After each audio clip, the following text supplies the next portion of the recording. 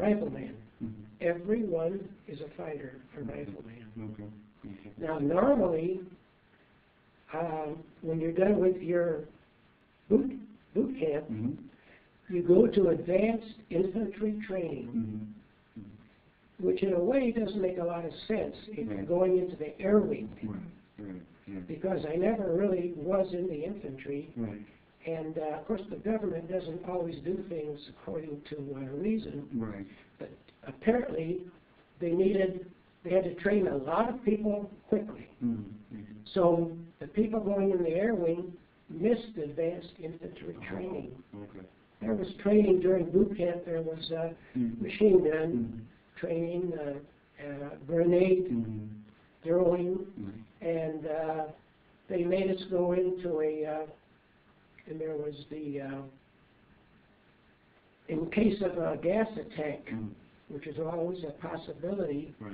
you had to go in a room Mm-hmm. where there was tear gas. Oh. And then they made you take your mask off. Right. So you knew what that was like. And then you came out, and they let you out, and everybody was Mhm. coughing and Right. For getting their breath and so forth. But you did have a certain amount of it. Mm-hmm. But you didn't get a lot of infantry training. Right. Right. Right. Okay. So then, once you finish your 12 weeks, did you directly go to Santa Ana then? Yes, after a 10-day leave, Okay. or 11-day leave. Okay. We went to Santa Ana. When I arrived at Santa Ana, Uh-huh. and I didn't know really what I was going to do until I got Mm-hmm. to El Toro. Uh-huh. And they said, oh, you're down to be assigned as a airborne radio operator. Uh-huh. Because at that time, the radios, you couldn't use voice Mhm. on the radio for any distance. Yeah. Everything was Morse code, Oh. especially in aircraft. Mm-hmm. They said, now, we're going to give you a choice, which was sort of unusual. You don't get too many choices in the service. Mm-hmm. The radio school does not start until 2 weeks. Mm-hmm. And if you want to, you can wait and you can go into that. Mm-hmm. Or, next week, we have a clerk type of school. Mm-hmm. And you can go into that. Mm-hmm. I said, well, you know what, maybe I'll do that. Mm-hmm. So I went to clerk type of school, Mhm. which was 6 weeks, Okay. where they literally teach you how to type. I could hunt and peck on a typewriter, but Right. up to that time I didn't know how to type. Mm-hmm. Mm-hmm. And also they teach you some, procedure as to Mm-hmm. what you'll be doing to an extent. Okay. Okay. Then after the clerk type of school, Mm-hmm. I was assigned to a squadron that had, it was a transport squadron. Mm-hmm. It was Marine Air Group Mm-hmm. 25, Mm-hmm. and I think it was Squadron 235, I believe. Mhm. They had the flying boxcars. Okay. The Marines, all their aircraft, the Marine Aircraft Wing was part of the U.S. Navy Bureau of Aeronautics. Oh, okay. And they gave the flying boxcar, Mm-hmm. which the Air Force called the C-119, Right. in the Navy it was called the R-4Q. Okay. So they had, for the same plane, they had different Mm-hmm. Mm-hmm. different Right. Right. ways to identify them. Right. And being stationed at El Toro was good duty Okay. because it was about 35 miles from Los Angeles. Okay. So on the weekend, when you got liberty, Mm-hmm.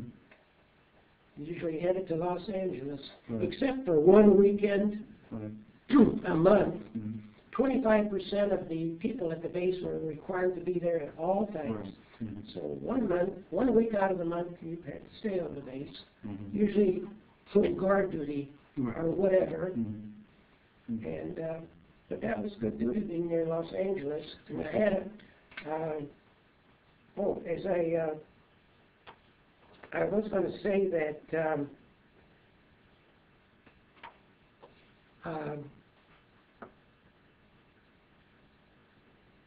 I consider myself to have had a ordinary and uneventful life. Mm-hmm.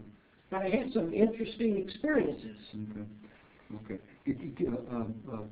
So if you get thought, when you went to the squadron, what duties were you assigned at the squadron? I was actually my MOS, military occupation specialty, was an aircraft log clerk. Okay. We kept the log books Okay. on the aircraft, Okay. and you had a log book for the aircraft. You had a book for each engine. In our case, it was 2-engine plane.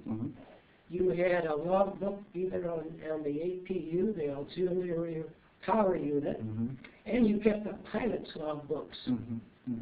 They would go out on training flights or any flight at all.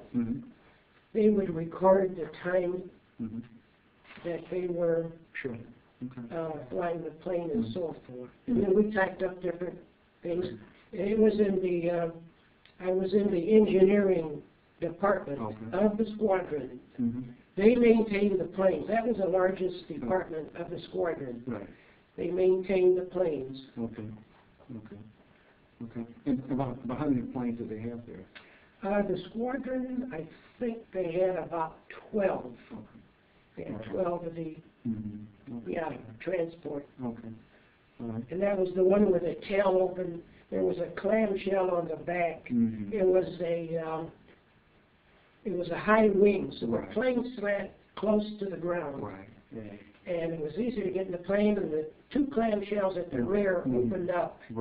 And Is that the C-18? no, C-119. Yes, C-119. That opened up, and they could drive a Jeep in there and carry troops. And now the Army used it. Well, at that time, the Air Force had them, and they used them for the parachutists. But the Marines at that time did not have any parachutists. Okay. And also, were you communicating back and forth to home? How were you communicating with Communicating was by letter. Okay. It was by mail. Okay. And you didn't need a stamp. You just wrote on the upper corner of the letter where the stamp would go. You wrote free. Being in the service, you didn't have to worry about postage. That's interesting. Another benefit. That's pretty neat. And basically, just a minute ago, you were mentioning something about those interesting things that you have done, and let us hear about those. Well, one of the benefits, by being that close to Los Angeles, usually went into Los Angeles, and it just turned out I knew a couple of people in Los Angeles. One of my old neighbors from my old hometown had moved there. And also, my brother-in-law's parents lived there. So I sort of had like a place to stay even when I went in there. And I was able to tour. At that time, there were no private tour. There were no public tours of the movie studios. The only way you got to the movie studio, you either had to work there or you had to know somebody. But in this case, I think once a month or whenever, if you went down to the Hollywood USO, they would, if it was available, they would take you on a tour, a private tour of the movie studios. And I had the opportunity. I was sort of interested in movies, and I was able to go through the MGM and 20th Century Studios, which were two of the largest ones, and that was really something I probably would have never experienced if I hadn't been in that position. How old would you have been by that time? 21, 22? I was an old timer since, first of all, when I got out of, when I graduated college, I was 22, and I went another year to school. When I went in, I was 24. I was sort of the old man in my group. I didn't look old. I mean, I always was sort of youthful looking, but I was one of the oldest ones there. So that's interesting. We got a chance to see the studios back Yes. those days. Yes. And that's And enjoy the California